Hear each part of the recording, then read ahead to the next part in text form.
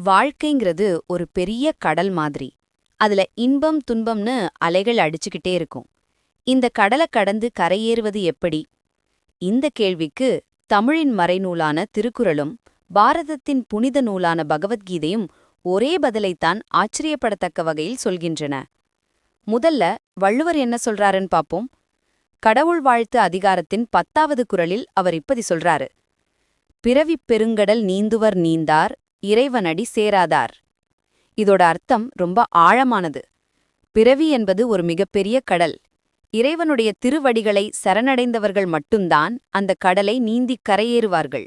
அப்படி சேராதவர்கள் அந்த கடலிலேயே தத்தளிப்பார்கள் என்பதுதான் வள்ளுவர் வாக்கு.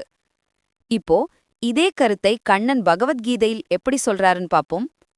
7வது அத்தியாயத்தில் 14வது ஸ்லோகத்தில் கிருஷ்ணர் சொல்றாரு: தைவீ ஹியேஷா குணமயி மம மாயா துலத்யயா மாமேவ ஏ பிரபத்யந்தே மாயா மேதாம் தரந்திதே.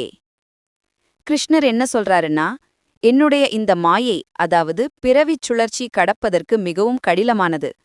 ஆனால் யார் என்னிடம் முழுமையாக சரணடைகிறார்களோ அவர்கள் இந்த மாயக்கடலை மிக எளிதாக கடந்து விடுகிறார்கள்.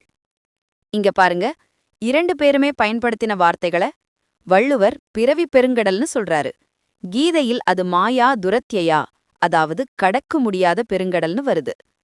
அந்த கடலை கடக்க வள்ளுவர் சொன்ன வழி இறைவன் அடி சேர்தல். கண்ணன் சொன்ன வழி மாமேவ பிரபத்யந்தே, அதாவது என்னிடம் சரணடைதல். கடைசியா அப்படி சரணடைஞ்சா என்ன நடக்கும்? நீந்துவர்னு வள்ளுவர் சொல்றாரு. தரந்தி, அதாவது கடப்பார்கள்னு கண்ணன் சொல்றாரு.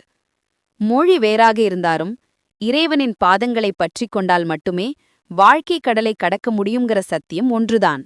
நன்றி, வணக்கம்.